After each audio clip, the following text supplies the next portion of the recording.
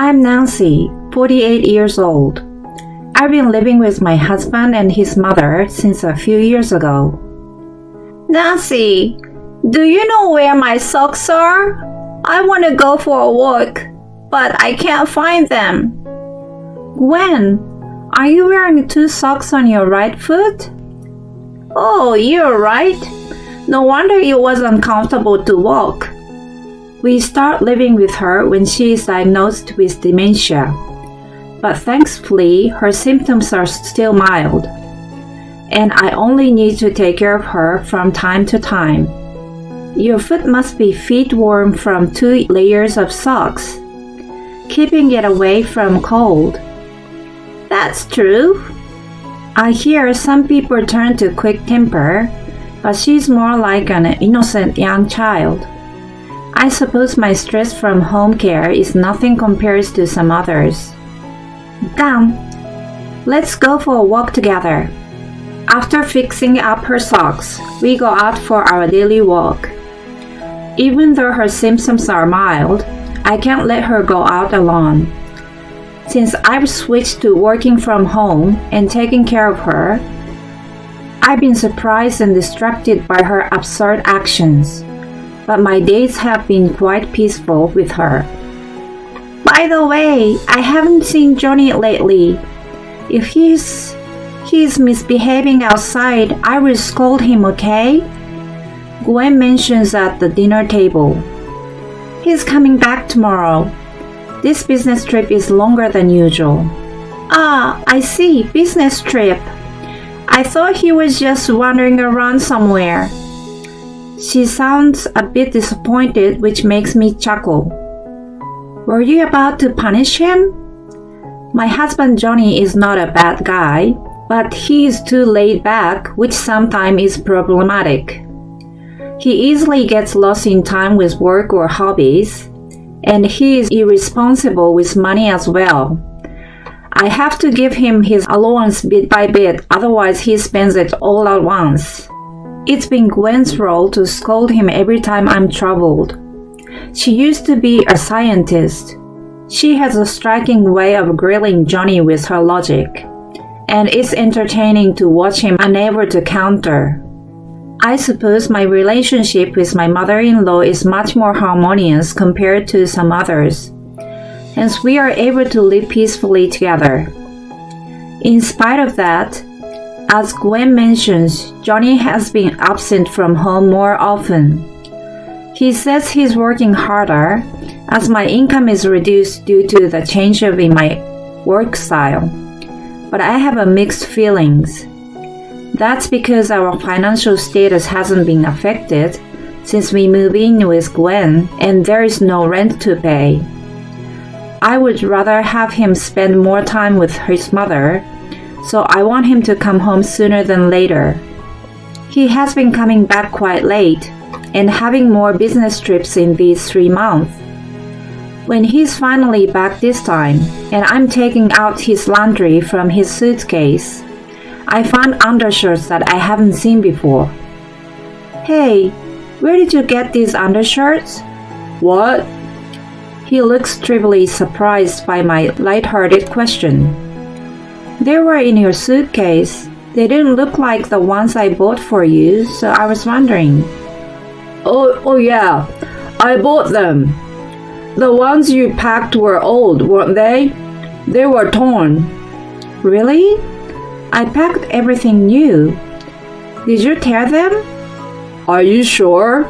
Maybe they were poorly made. Oh, I see. His suspicious behavior makes me skeptical. Patch, don't you think it's strange? I speak to Patch, the stray cat who has been adored by Gwen. He's now friendly with me too. Well, he only meows when I speak to him. I checked thoroughly afterward, and I smell a scent of perfume too. Is it an affair? When I rub Patch's fluffy stomach, he pats me back with his soft paw. Are you comforting me? In that case, let's investigate. Oh my God, Gwen, were you listening? If you have a doubt, act right away. Don't worry, he's careless, so he's incapable of hiding anything. There must be pieces of evidence left behind. She chuckled. Have you already made the assumption that he's cheating? I winked at her, but I decided to hire a private detective. Of course, I'm going to prove that he's innocent. However, no way. I can't believe my eyes looking at the report. When Johnny is back from his business trip and laying on the sofa, I ask him quietly, I have an important talk with you. He seems to sense my seriousness and sits up on the sofa. Do you have something to tell me? What? He flusters, which makes me sigh deeply. Do you have something to tell me? What's going on?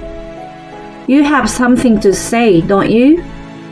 I look into his eyes just as Gwen does to him when she questions him. He looks down. I'm sorry, business trips are half lies. He keeps his head down and can't find words anymore. Who have you been seeing? Where have you been going? Well, honey, the more I question, whiter his face becomes, and his eyes shift all over the place. So you don't deny that you're going somewhere and seeing someone, right? well, His face is distorted from discomfort. I stare at him with heaviness in my chest. Do you spoil her child? what? How do you? He is now pale as a ghost. I asked you about your undershirts the other day, right? Afterward, I went through your suitcase and noticed a slight scent of perfume, so I had you follow. I showed him a picture of him, his girlfriend, and her child smiling. I had a fling out of my drunkenness 10 years ago.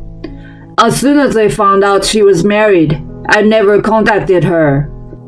Once he takes a plunge, he starts pouring out the details. But a few months ago, she suddenly showed up and told me that she was divorced and raising a child alone. She was struggling with her life and wanted me to listen, so we went for a drink. While we were talking, we started having feelings again. But when she asked me to divorce you, I said no. I did dismiss her request. He glances up while he's telling me his excuses and keeps talking. But then, she said the child was mine. I denied that it was impossible. And then she asked me to do the DNA test. I was sure I wasn't the father, but I was. On top of it, the reason she was divorced was that her ex found out about it. My kid is really happy to find the real father. That I'm having a hard time leaving them, you know. He tells all that at once and then trails off. What do you plan to do from now on? Well, He flusters again, and I sighed heavily. If I didn't find out, you thought you could work it out, huh? I'm sure I would have discovered sooner or later. To begin with, I'm handling all the finance in this house. I've been wondering why your salary doesn't increase despite the late night and business trips.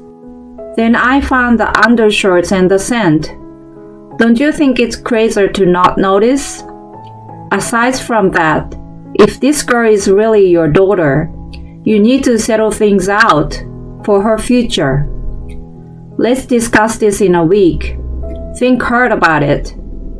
However, just 5 days later, inconceivable things happen. Nancy! I run to Gwen, who is holding a manila envelope in her hand. Inside, there were divorce papers and a letter. I see that he's already signed the papers. The letter reads, Dear Nancy, I thought over and over and decided to leave you. I wanted to focus on my daughter and her future. I couldn't leave her and her mother while they struggle with money. I had never thought that I wanted a child, but I fell in love with my daughter. Please divorce me. I wish to spend my life with my new family. I have a responsibility as a father. Please look after my mom. You two get along well, so I feel comfortable leaving her with you. Take care, Johnny. You want to talk about it? Gwen put her hand softly on my back. I can't hold my tears and start bawling. I tell her everything and read the letter, and then she holds me tightly in her arms. I can't forgive my own son for what he's been doing. He needs to learn his lesson. Who does he think he is? I will support you in whatever you decide to do. I'm ready to hunt him down till the end. Don't be shy and tell me what you want to do with him. I'm astonished by her rage. It is incomparable to when she normally scolds Johnny. My mind starts to see the situation differently by watching her. Gwen, I was wrong. I told myself to think about the child and wanted to listen to what Johnny had to say. I looked at it from the third person's perspective, but that was crazy. I haven't told him how I feel at all, and he doesn't even show any concern towards me in the letter. He writes about me like a helper. I can't stand it. I'm going to retaliate against him. The bubbles of anger are coming out of me now. We get down to coming up with our strategy right away. I'm going to ruin you. And then his payday arrives. Gwen and I are eating dinner when we hear shuffling at the front door. He's here. Gwen giggles. We hear a knocking on the door. Who is it? I respond coldly and look out from the window. There is Johnny looking agitated on the porch and asking me to open the door.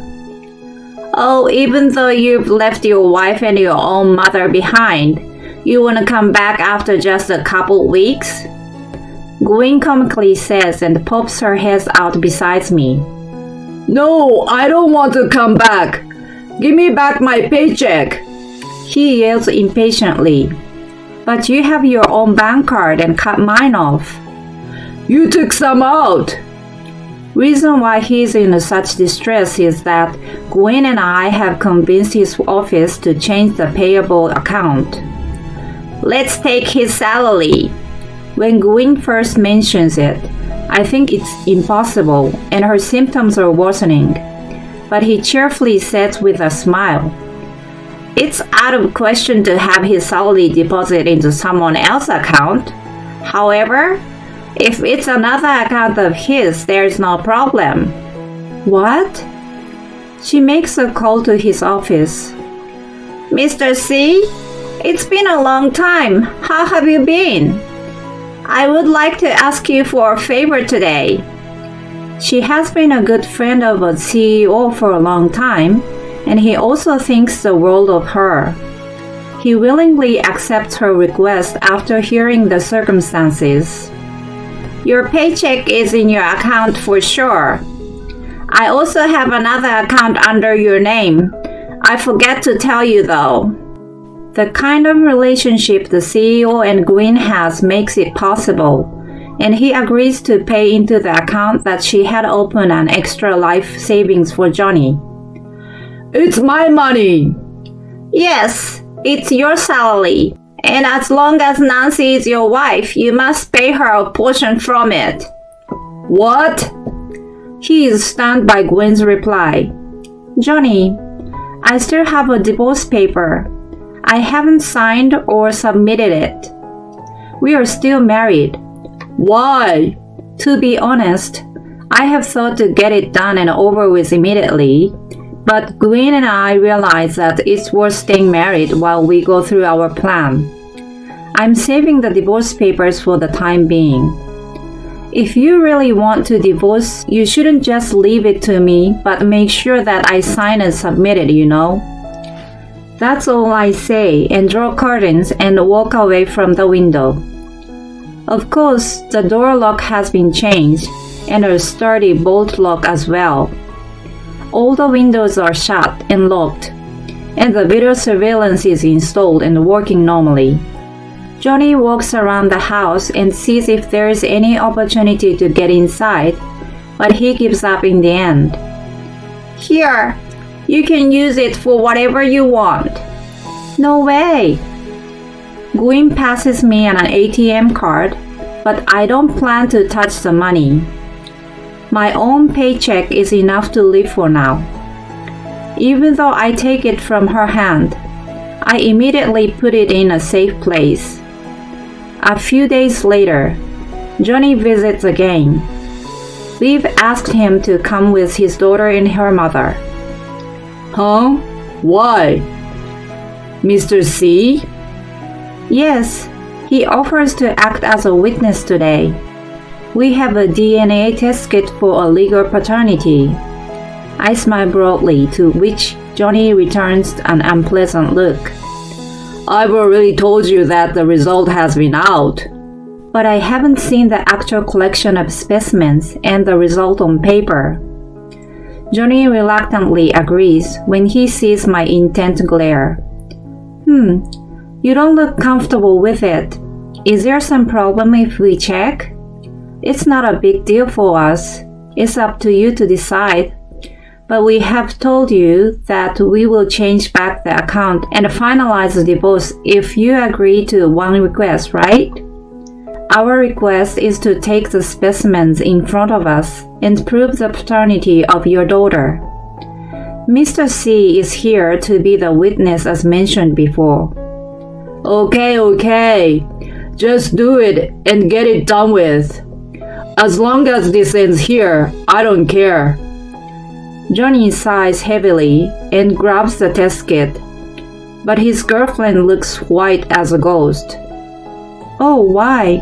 Are you leaving? She backs away slowly, roughly pulls her daughter's hand, and without a word, she turns around and runs out the door. Wait! Johnny is stunned by her escape. Her action proves that she has been lying, but we're not done with Johnny. Gwen says to him, who is left alone in shock.